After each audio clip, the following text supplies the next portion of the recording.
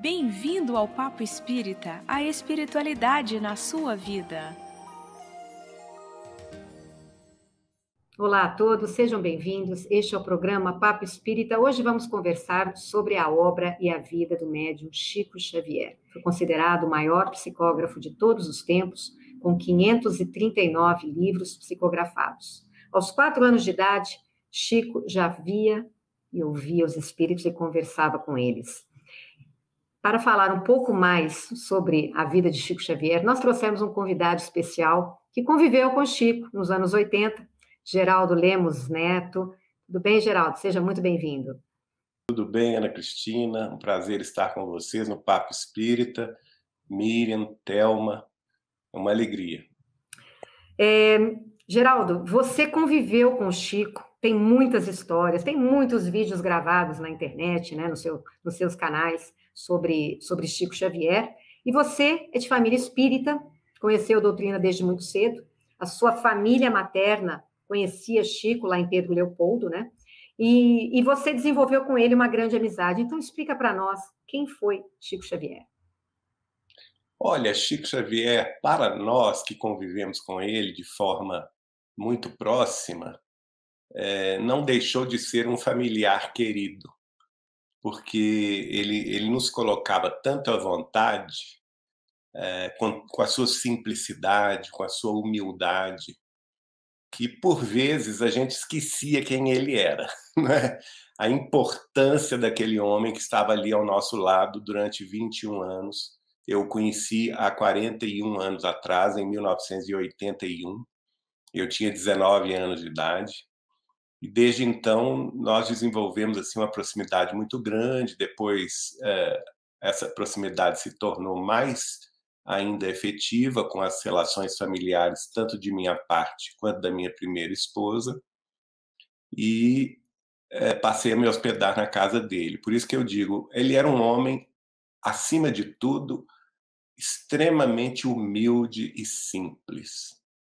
Mas, passados os anos, né, e a gente cada vez mais estudando a sua vida e a sua obra, que, diga-se de passagem, é a maior obra em língua portuguesa da história, 539 livros publicados do seu potencial mediúnico, porque vários livros, a maioria é psicografia, mas também ele utilizava outras mediunidades efetivamente, como, por exemplo, a psicofonia. Tem 3 livros da psicofonia dele.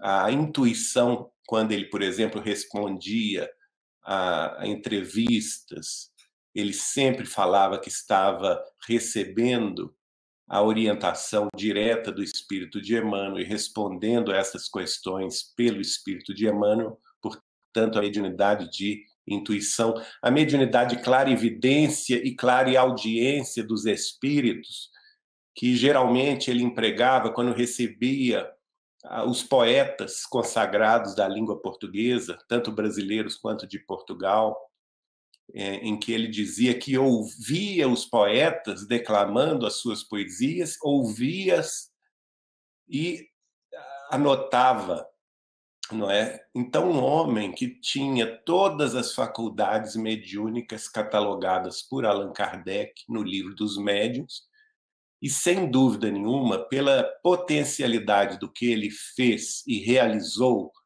na Terra durante 92 anos de sua existência, 75 dos quais dedicados à mediunidade espírita cristã, à mediunidade com Jesus e o Espiritismo, consolando e esclarecendo todos aqueles que o buscavam, sem cobrar um centavo sequer, sem cobrar taxas de reconhecimento, sem se colocar na posição de guru ou de orientador de quem quer que seja, sempre se colocando como um irmão do caminho.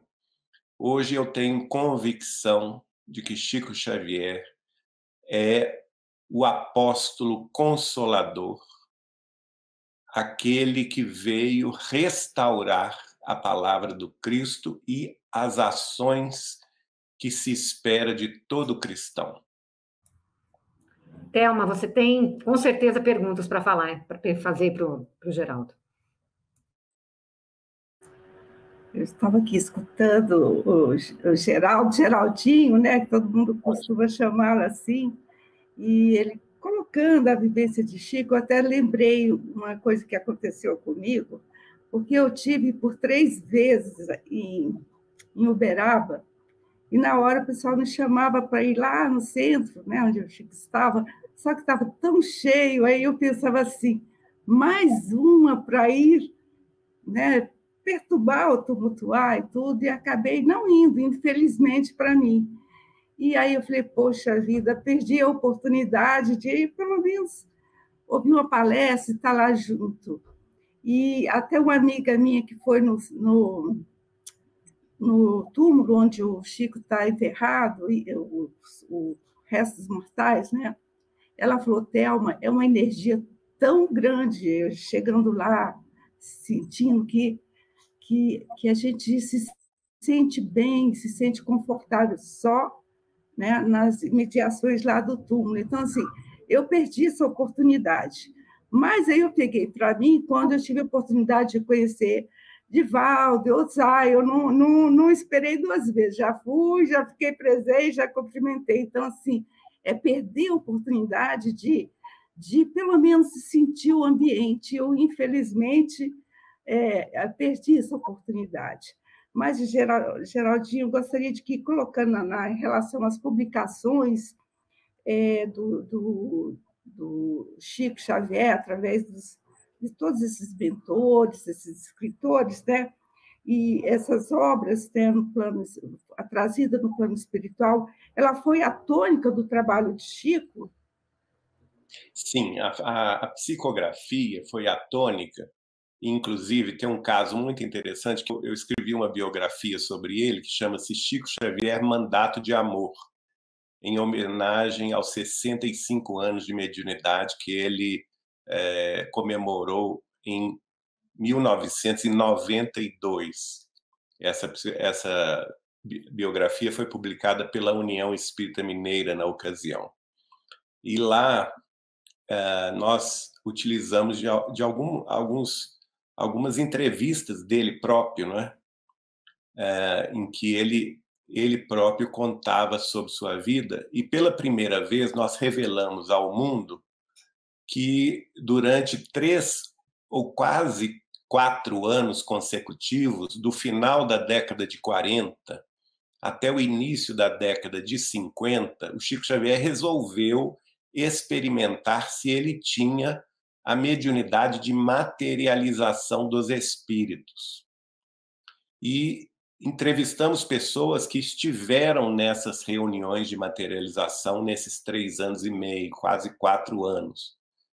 Entre elas, o nosso querido Martins Peralva, sobrinho, e também o Arnaldo Rocha, e familiares nossos. E depois, tendo notícia deles, eu fui entrevistar o próprio Chico. E ele me contou o seguinte, que ele teve contato com o médium Peixotinho, que naquela ocasião residia em Niterói, e o Peixotinho foi visitá-lo, fez reuniões de materialização, e ele ficou encantado, porque ele participou como assistente, não como médium, e pela primeira vez na vida, ele me contou rindo, ele teve certeza que ele não era doido, porque não somente ele via os espíritos, mas toda a assembleia via os espíritos, conversava com os espíritos materializados através de Peixotinho. E aí ele ficou muito satisfeito, porque nas outras reuniões só ele via os espíritos, né? E ele às vezes perguntava, você viu o doutor Bezerra? Ninguém via. Você viu Emmanuel? Ninguém via. Ele ficava assim, gente, mas que coisa, né? E esse era o Chico, a simplicidade do Chico. Então ele resolveu experimentar se ele tinha essa mediunidade. Emmanuel autorizou. Imaginem vocês que reuniões maravilhosas, né? E ele, na casa dele, de Pedro Leopoldo, que é hoje a instituição que a gente dirige lá com o nome de Casa de Chico Xavier, ele experimentou a mediunidade de materialização, ele como médium. E todos aqueles que participaram, inclusive meus familiares e os espíritas de Belo Horizonte de Campos, de São Paulo e do Rio que participaram, foram unânimes em dizer que, através do Chico, os espíritos eram mais materializados, mais luminosos e mais nítidos. E com eles podiam conversar normalmente. Muito bem. O último a se materializar foi Emmanuel, já por volta de 1952, por aí. E o Emmanuel, então, deu um basta e falou com eles assim.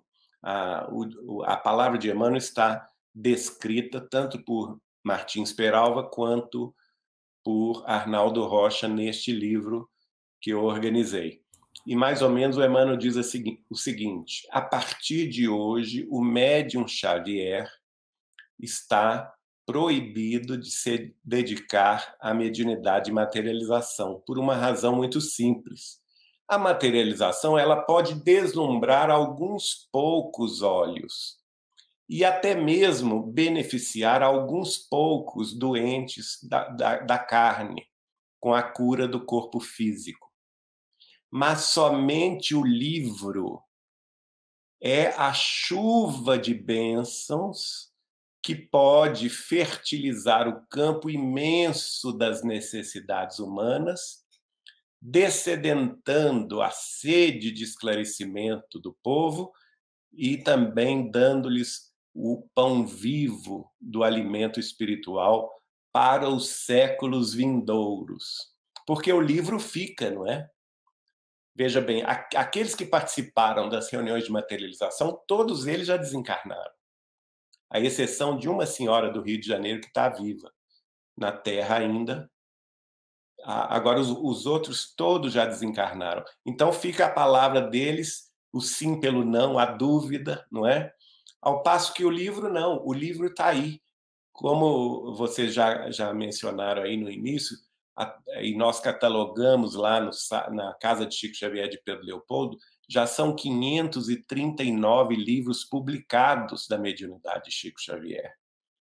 Então, um repositório de sabedoria imorredouro, porque está aí para análise, para estudo, para meditações de todos nós, tanto espíritas, cristãos, quanto também disponível para todos aqueles que se devotam à espiritualidade de uma forma geral, sem preocupação com rótulo religioso, mas que têm interesse em conhecer, em saber e pesquisar.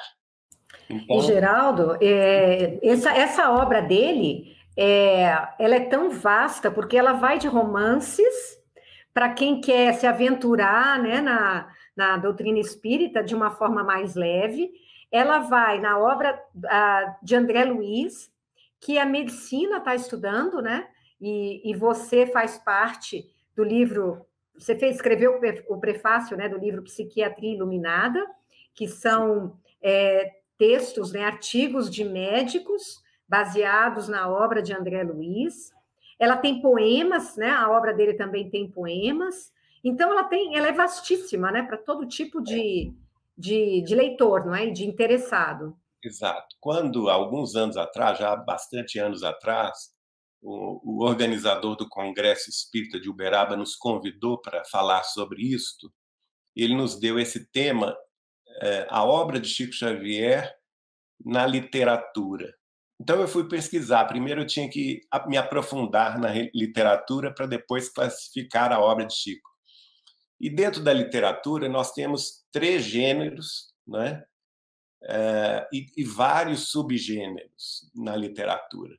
E qual que não foi o meu espanto? Que eu verifiquei que a obra de Chico Xavier, nesses 530 livros, 539 hoje, nós vamos ter exemplares em todos os gêneros e subgêneros da literatura. Então, realmente, o Peralva tinha razão, porque ele falava assim conosco: a obra de Chico Xavier é ciclópica, ela é enciclopédica. Então, você citou aí romances. Na verdade, não são romances leves, são romances épicos, que se referem à história da humanidade em tempos cruciais da nossa evolução religiosa, que são os 5 romances de Emmanuel, né? Começando há 2000 anos, 50 anos depois, Paulo e Estevão, Ave Cristo e Renúncia. Nós temos, você citou a obra de André Luiz. Ora, André Luiz, no dizer do próprio Chico, foi um mensageiro de uma comissão de 12 sábios da espiritualidade. E um desses sábios é Sócrates, veja bem. E ele faz revelações antecipando conhecimentos científicos em 40, 50, até 60 anos. Por isso, os nossos irmãos médicos da Associação Médico Espírita do Brasil e do exterior têm feito esses congressos de medicina e espiritualidade e têm feito estudos científicos baseados na obra de Chico Xavier, alguns deles já publicados em revistas científicas da Europa, não é? Ou dos Estados Unidos, mostrando a realidade dessas afirmações científicas antecipadas por André Luiz. Então, a obra de André Luiz a gente pode considerar como um tratado científico sobre a mediunidade, sobre a influência dos espíritos em nossa vida, sobre a vida espiritual e sobre também o trabalho que une os vários planos existenciais em torno da Terra. Você citou a obra poética, não é? São vários livros também em forma de poemas, de poesia, sejam trovas, sonetos alexandrinos, cuja organização está perfeitamente em sintonia com o estilo dos poetas já testados em trabalhos científicos em universidades, tanto no campo das dissertações de mestrado, quanto nas teses de doutorado, a respeito da identidade dos autores, como, por exemplo, o doutor Alexandre Caroli Rocha, da Unicamp, em Campinas, que no seu trabalho de mestrado estudou Parnaso de Além-Túmulo e no seu trabalho de doutorado estudou a obra de Humberto de Campos, que foi literato da Academia Brasileira de Letras. Não é? A obra de Humberto de Campos também, só por si, já é fantástica, porque ela atesta a sobrevivência desse espírito. O Alexandre chegou a dizer que, quando na Terra, como escritor, Humberto de Campos tinha 7 maneiras de escrever, 7 formas de se expressar. Não é? Ele, inclusive, uma delas é recorrer à sabedoria grega, não é? E todas essas maneiras de escrever estão presentes na obra de Chico Xavier, recebendo o espírito dele.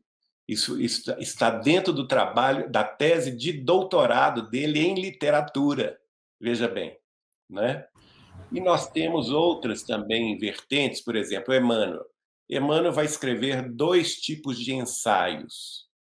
O primeiro deles a gente pode chamar de ensaios evangélicos, que começou com o livro Caminho, Verdade e Vida, e se desdobrou em vários livros: Pão Nosso, Fonte Viva, Vinha de Luz, Palavras de Vida Eterna, o Livro da Esperança, Segue-me, Ceifa de Luz, todos eles comentando versículos do Evangelho de Jesus, do Novo Testamento e das cartas dos apóstolos e do Apocalipse.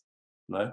Outro tipo de subgênero literário que ele vai utilizar é o ensaio, mas no campo doutrinário, porque ele inaugura os seus ensaios no campo doutrinário com um livro com o próprio nome, Emmanuel, depois o livro Roteiro, o livro A Caminho da Luz, o livro Estude Vida, Estante da Vida e outros assim, em que ele vai analisar temas doutrinários.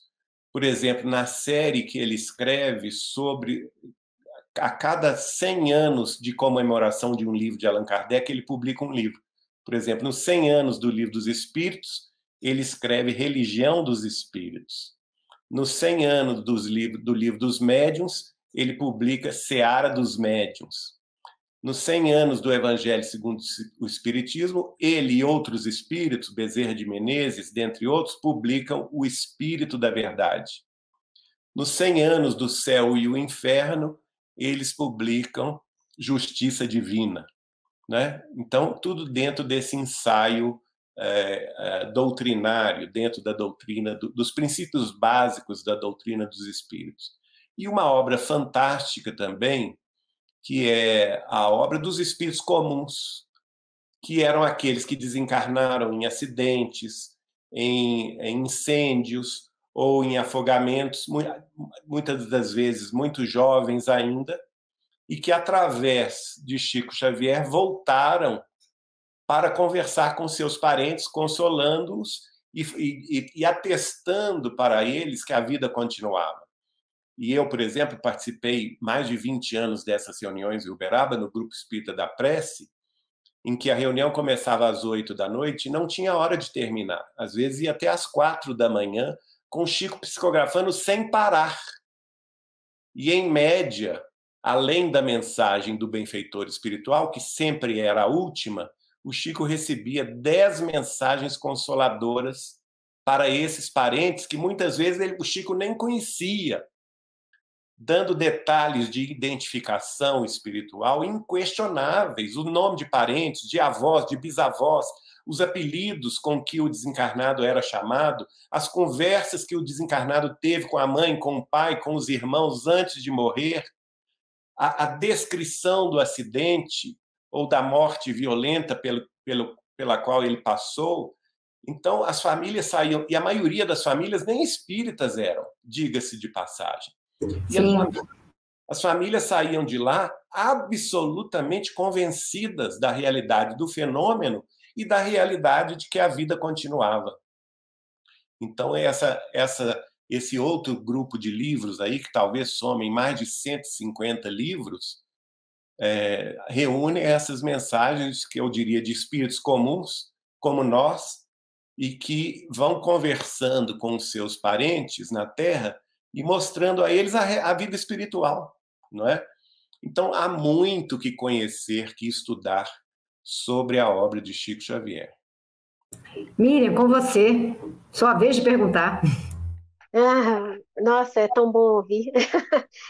Enquanto o Geraldo estava falando, né, da quantidade de obras publicadas, eu fiquei pensando, meu Deus, que ser humano não foi esse, né, que conseguiu publicar tantas obras. Mas, ao mesmo tempo, refleti aqui que as obras são extremamente esclarecedoras, rompem, né, tentam romper com a nossa ignorância, nos mostrando as nossas fraquezas, o que nós devemos vivenciar, né, enquanto espíritos em evolução, buscar essa paz que o Geraldo falou, que ele era um homem humilde, tranquilo, não é? Enquanto ser humano.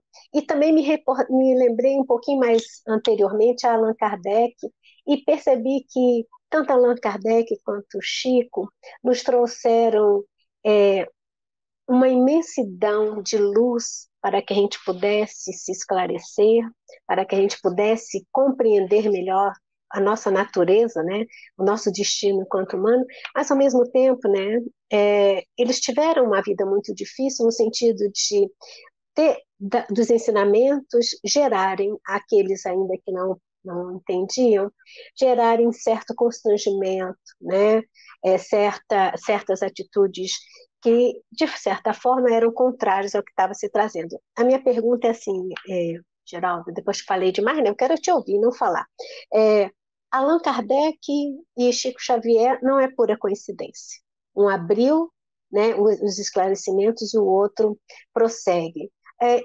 Como você nos traz de notícia, de história, de Chico vivenciando esses momentos difíceis em que a ignorância humana não compreendia bem a sua mensagem que estava sendo trazida? De fato, nós temos que ver o seguinte, a tarefa de Allan Kardec foi a tarefa do abre-alas, não é? Do pesquisador, da razão, mas o próprio Espírito da Verdade disse a ele que a tarefa dele não se circunscreveria àquela vida, e que se desdobraria no século seguinte, e ele próprio escreve que talvez voltasse no início do século XX.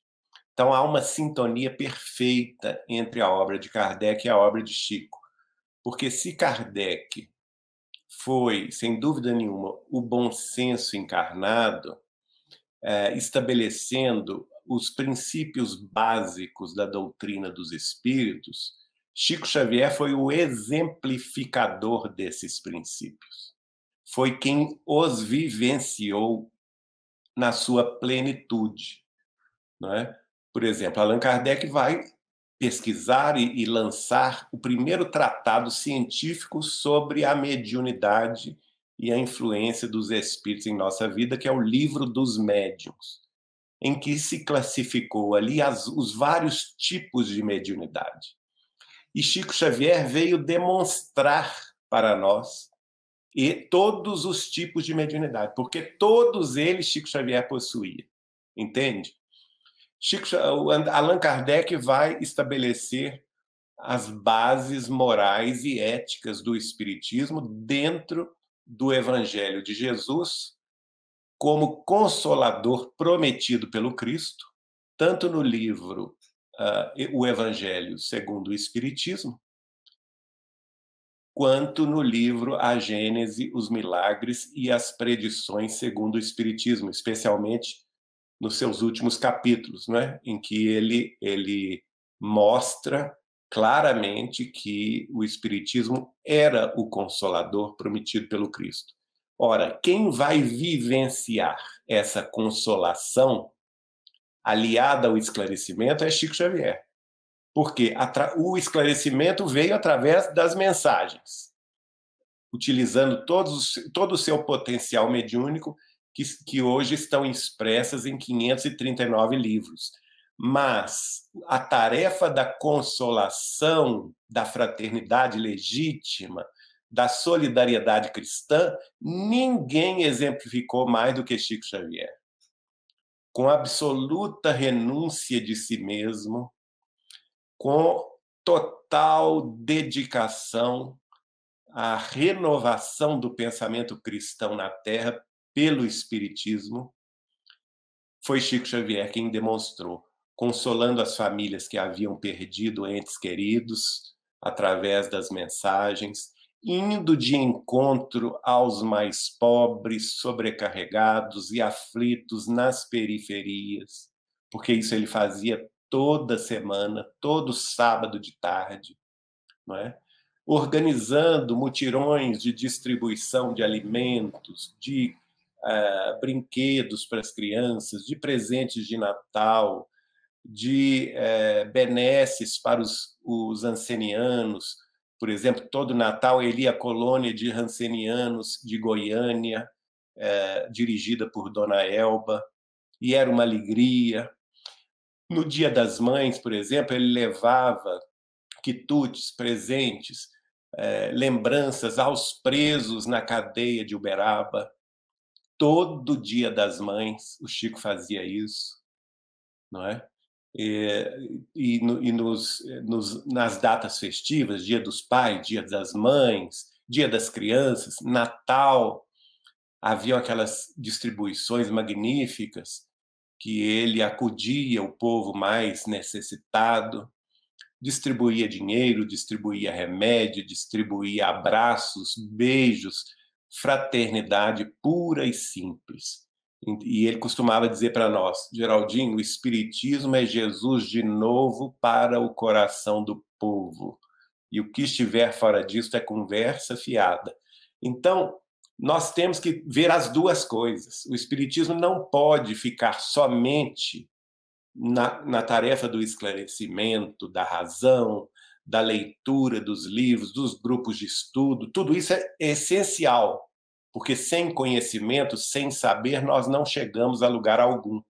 Mas uma vez que nós adquirimos o conhecimento, nós adquirimos a responsabilidade de colocar o amor em movimento, que é a caridade, não é? E por isso devemos sim, nas nossas casas espíritas, ter reuniões mediúnicas de desobsessão, que é a caridade com os desencarnados sofredores, ter tarefas de auxílio fraterno, de fraternidade pura, auxiliando as mães que já não tenham a ajuda dos maridos ou dos companheiros, auxiliando os jovens a se profissionalizar, auxiliando as crianças em creches e orfanatos, auxiliando os idosos em asilos ou casas de repouso, ou não é? E auxiliando aqueles que passam por provações dolorosas no campo material e emocional, especialmente nas épocas mais dolorosas, como nós tivemos recentemente, pandemia, enchentes, no exterior agora guerra, enfim, tanta coisa para a gente fazer, não é? E Chico Xavier, sem dúvida nenhuma, foi quem nos exemplificou a tarefa cristã espírita por excelência. Geraldo, ele fez tudo isso, mas e muito mais, porque ele ainda teve graves problemas de saúde durante a sua vida.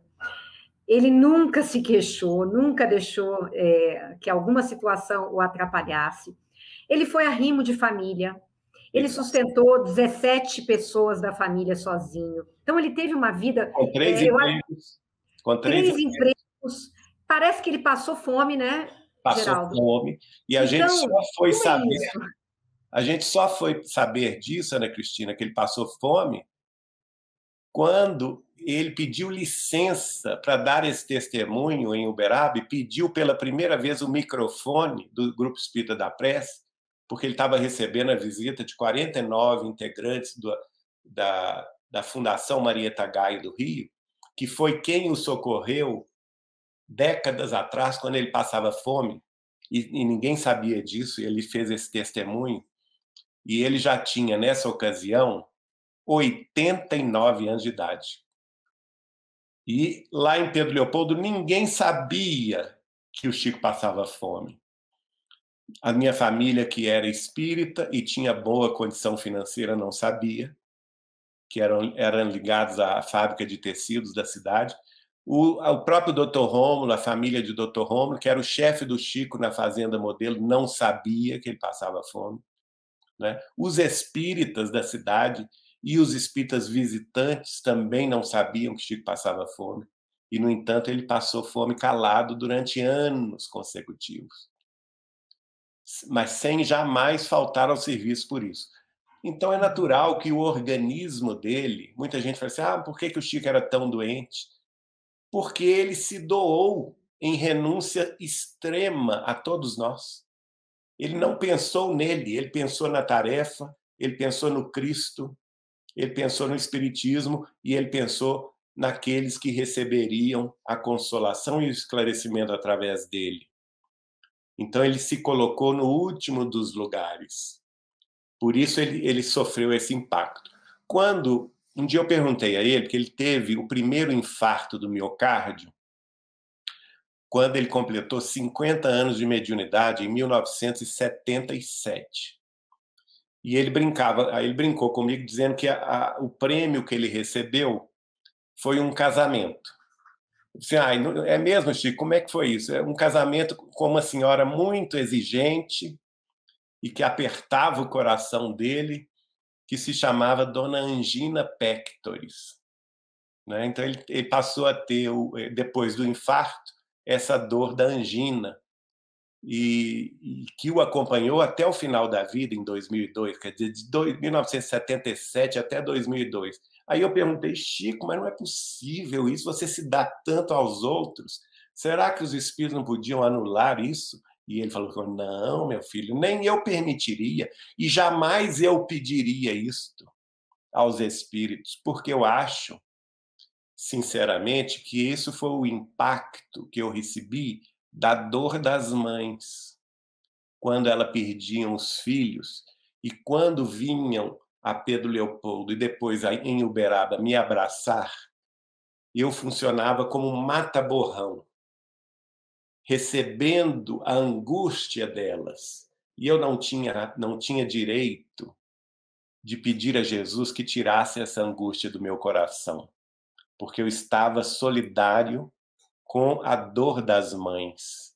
E só a partir dessa solidariedade eu pensei e entendi, embora não sendo mãe nem pai, eu entendi a dor de alguém que perde um filho. Veja bem, isso é renúncia, gente. Isso é renúncia. Quer dizer que ele sentia essa dor, ele teve esse problema de angina recebendo essa carga, né? Recebendo e ele achou que aquilo proporcionava ele entrar mais em contato em com a dor de sintonia tantas pessoas. Com as mães sofredoras. Veja só, qual de nós que vai pensar assim? A primeira dor que nos vem, não é? A primeira dorzinha que nos vem no corpo físico, a gente, ai, pelo amor de Deus, me cura. A gente é muito fraco, é ou não é? A gente nunca pensa na vontade de Deus. E eu acho que com isso, com as dores que ele teve, um dia a gente estava almoçando, ele falou comigo assim, olha aqui, Geraldinho, e derramou na mesa 18 comprimidos. 18. Isso aqui é minha refeição diária antes do almoço. Eu tenho que tomar 18 comprimidos, que os médicos mandam que eu tome. Eu sou disciplinado. Se os médicos mandaram, eu tomo. Porque eu tenho que cuidar do corpo, né? Então, ele era muito disciplinado também com relação à medicina terrestre. Seguia a orientação dos médicos. E aí ele vai me contar também a respeito que ele era cego de um olho e o outro olho era praticamente, só tinha 30% de visão, menos de 30%. E eu perguntei, mas como que surgiu isso? É uma história longa, mas eu vou resumir. Que um espírito das trevas se apresentou para ele estava no início da jornada da mediunidade e deu um murro no olho dele. Olha só. Para que ele ficasse cego e não pudesse psicografar. E ele ficou de fato cego, mas o outro olho ficou bom e ele continuou a tarefa. E escreveu mais de 500 livros com um olho só.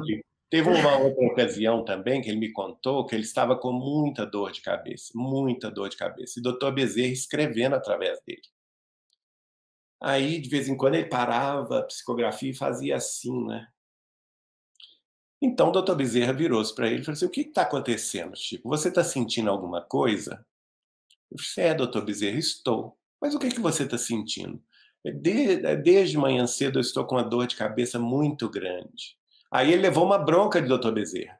E por que você não me falou, Chico? Eu já poderia ter providenciado o alívio necessário para a nossa tarefa. Eu não quis incomodar o senhor. Ai, que coisa linda, meu Deus. Geraldo, a gente não quer perder a oportunidade de você estar aqui, porque você participa de um documentário da Data Limite. Essa é uma questão bastante polêmica, né? E quem não conhecia o Chico, por conta disso, passou a conhecer. Então, a gente tem aí uma data de 2057, que seria, digamos, um momento em que a Terra ingressaria nesse mundo de regeneração, né? Então, eu queria que você contasse, a gente não tem tanto tempo assim, seria maravilhoso ter você aqui por 2 horas, mas eu queria que você explicasse do que se trata essa data e o que você conhece sobre isso. Bom, vou tentar falar resumidamente, né? O primeiro documentário que vai, através verificando as entrevistas que a gente estava publicando, eu e a doutora Marlene, nós conversamos, a doutora Marlene Nobre é a fundadora da Folha Espírita de São Paulo e das associações médico-espíritas do Brasil. Nós começamos na data de 2009 a publicar uma série de entrevistas a respeito do tema na Folha Espírita de São Paulo. Essas entrevistas se transformaram no livro Não Será, em 2012, que depois virou um documentário chamado Não Será, em 2012, que chamou a atenção de alguns cineastas e que fizeram o documentário Data Limite segundo Chico Xavier. que até hoje é o documentário mais visto em língua portuguesa no mundo inteiro, né? Pegando várias visões sobre o tema, entre elas o que o Chico Xavier falou através de conversas comigo. E depois disso vieram outros, como, por exemplo, No Meio de Nós, como sobre Chico Xavier, que agora me foge o nome, que é... Bom, mas não importa. Depois veio o documentário, o segundo documentário sobre a data limite, com o Fábio e a Rebeca Casagrande, Fábio Medeiros e a Rebeca Casagrande, que é o Despertar Data Limite, e depois o jornalista do Rio, do G1, nos entrevistou com o documentário A Nova Data de Chico Xavier, 2057, A Nova Era. Tudo se encaixa dentro das revelações de Allan Kardec, especialmente da pergunta 798 do Livro dos Espíritos, que eu recomendo a vocês estudarem. Allan Kardec vai prever que o mundo não conheceria o Espiritismo senão depois de 2 ou 3 gerações depois da dele. E no livro A Gênese, ele chama a 4ª geração e ele fala que cada geração do mundo tem meio século de duração. Então é só você encaixar as falas, né? 2 ou 3 gerações, porque dependeria do livre-arbítrio humano. Infelizmente, a humanidade, depois de Kardec, entrou em 2 grandes guerras mundiais e várias guerras destruidoras, como, por exemplo, a Franco-Prussiana, de 1870, a Revolução Comunista Russa, de 1917, a Revolução Espanhola da década de 30, a Revolução Cultural Chinesa Comunista depois da Segunda Guerra Mundial, as guerras da Coreia, as guerras do Vietnã, as guerras do Oriente Médio, do Iraque, de Israel com os vizinhos, da Síria e, mais recentemente, o conflito no leste europeu. Muito bem. Então, por causa disso, não foi feita essa espiritualização em 2 gerações, mas sim 3 gerações. E, segundo Kardec, só depois da 3ª, ou seja, na 4ª geração, é que a humanidade ia progredir espiritualmente. É só fazer conta. Se cada geração tem 50 anos, então Kardec desencarnou em 1869, a primeira geração de incredulidade terminou em 1919, com a Primeira Guerra Mundial, Grande Guerra Mundial, e a pandemia da gripe espanhola.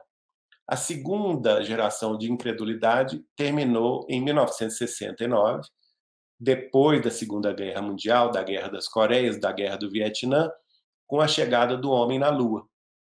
E o Chico vai dizer para mim que o que ele tinha explicado no programa Pinga Fogo, há 51 anos atrás, na TV Tupi de São Paulo, que um prazo de 50 anos, que seria então a 3ª geração de Allan Kardec, que vai de 1969 a 2019. E lá no programa Pinga Fogo está claro ele dizer: se nós vencermos a nossa tendência bélica de autodestruição nos próximos 50 anos, nós veremos maravilhas logo a seguir, porque entraremos num ciclo de grande progresso, né? A humanidade, e aí ele revela, inclusive, que a ciência terá um papel primordial para nos ligar à verdade em âmbito universal. E nesse mesmo programa ele diz que, enfim, nós entraremos em contato com civilizações extraterrestres, inclusive ele prevê quando isso vai acontecer, logo depois que o homem estabelecer a sua base permanente na Lua, que está muito próximo. Os Estados Unidos está programando para o final desta década de 20 a inauguração da base permanente na Lua. A China já está também programando a sua própria base, e a Rússia também. E ele diz: nós reconheceremos, enfim, que não somos o único mundo criado por Deus e que fazemos parte de uma família universal. Olha só. E é justamente o grande desafio que nós estamos vivendo a partir de 2019 para 2057, que no último programa Pinga Fogo, em dezembro de 1971, ao vivo na TV Tupi de São Paulo, ele disse, um telespectador pergunta, quando é que nós vamos ser na Terra um mundo regenerado? E ele responde, Emmanuel afirma que a Terra será um mundo regenerado por volta de 2057. Mas, para que isto ocorra, diversos tipos de transformações ocorrerão no planeta para o concurso do aceleramento deste processo de mudanças. É o que nós estamos vivendo, gente. A pandemia é um aceleramento. E não é fácil, né? Não é fácil, é doloroso. Eu costumo brincar o seguinte, gente, a mulher pariu, né? A Terra está parindo o mundo regenerado, né? O filho que está nascendo. Todas vocês mulheres, com todo o respeito da palavra ruim que eu usei, mas não é dar à luz é mais bonito, né? O mundo está dando à luz ao novo mundo. Essa é a grande realidade. Agora, não existe parto sem dor, não é? Principalmente as nossas mães sabem disso de uma forma ou de outra, ainda que com anestesia, essa gestação é complicada, né? Muda o corpo, muda o humor, é cheia de medos, cheia de mudanças também afetivas, emotivas, emocionais. Crises, né? Crises existenciais. Muitas de nossas mães, depois que nós nascemos, tiveram crises de depressão, né? Porque é uma mudança muito grande. E a Terra está vivendo essa mudança. Por quê? Para o mundo regenerado chegar, qual que é a principal característica do mundo de regeneração? É a espiritualidade. É o paradigma do mundo em regeneração. Espiritualidade. Qual que é o paradigma do mundo que está morrendo? Materialismo. Então, o materialismo é o paradigma do mundo de expiação e de provas, com seu orgulho, com seu egoísmo, com sua vaidade, com seu cientificismo longe de Deus, né? O Chico falava conosco, a mesma ciência que cria o tratamento para uma doença também cria a bomba atômica. Então, não é o fato de você ter ciência que te exime da responsabilidade moral e ética dentro dos padrões evangélicos de Jesus Cristo, do amai-vos uns aos outros como eu vos amei. Não é? A mesma ciência que faz a vacina cria a guerra. Veja bem o que está acontecendo na Ucrânia. Não é?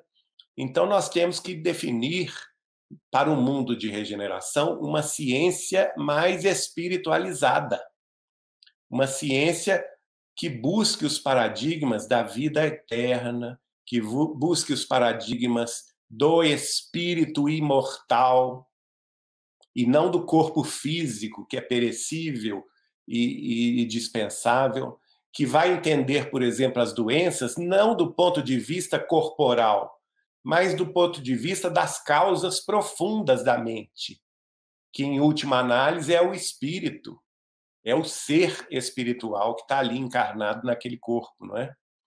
Então, nós estamos vivendo esse parto difícil, doloroso, em que vamos enfrentar, sim, diversos flagelos diversos. Quem diz isso não sou eu, quem diz isso é Allan Kardec, no capítulo 18 do seu último livro, A Gênese, os Milagres e as Predições segundo o Espiritismo, em que ele põe no seu último capítulo, capítulo 18, que é Sinal dos Tempos, os tempos são chegados, os passos da transição planetária. E dentre os passos da transição planetária, ele vai falar do degredo dos espíritos retardatários, que são retirados da Terra através de desencarnações coletivas, E falando das desencarnações coletivas, ele fala sobre os flagelos diversos. E dentre os flagelos diversos, ele cita epidemia, ele cita guerras, ele cita enchentes, vulcões, terremotos, maremotos, que são os tsunamis de hoje. Não é?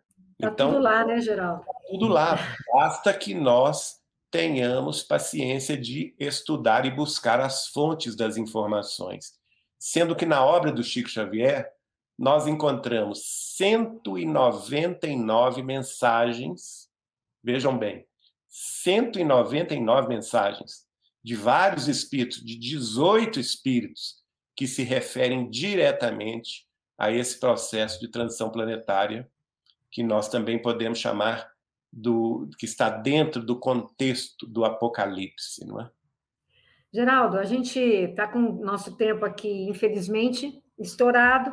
É uma pena, porque a gente ficaria conversando contigo muito mais. Queremos já te convidar desde já, porque a gente sabe que você tem temas muito palpitantes. Você fala também nos seus canais sobre a transição planetária, você fala sobre ufologia, né? Sobre esse contato com os seres extraterrestres que está iminente, já está acontecendo, né?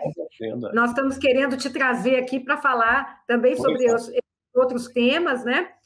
Você é dirigente da Casa de Chico Xavier de Pedro Leopoldo, do portal e da TV Saber Espiritismo e do Grupo Espírita Saber Amar de Belo Horizonte. Você é médium, psicógrafo, escritor, palestrante do Espiritismo e editor da Vinha de Luz Editora. Então, a gente só tem a agradecer, fazer esse convite para você participar conosco com outros temas palpitantes, seu conhecimento e sua forma de transmitir mineira nos deixa muito à vontade aqui com você. Você está contando os causos aqui, a gente está se sentindo em casa tomando um cafezinho com pão de queijo. Que bom, fico feliz. Queremos te agradecer, Miriam e Thelma também, e todos vocês que gostaram desse conteúdo. Nós te convidamos não só a assistir outros Papos Espíritas e também compartilhar esse daqui, mas também procurar os canais do Geraldo Lemos, que vocês vão descortinar uma porção de conhecimentos muito interessantes. Então, Papo Espírita... Pois não, pode falar. No YouTube está lá, é só procurar TV Saber Espiritismo, vocês vão encontrar todas as palestras. Tá, TV Saber Espiritismo, se for possível, a produção coloca aí para a gente. Então, Geraldo, muito obrigada. Obrigado. E a todos vocês que nos assistiram, esperamos vocês na próxima quinta-feira no canal da Comunhão Espírita de Brasília. Muito obrigada e até lá. Tchauzinho.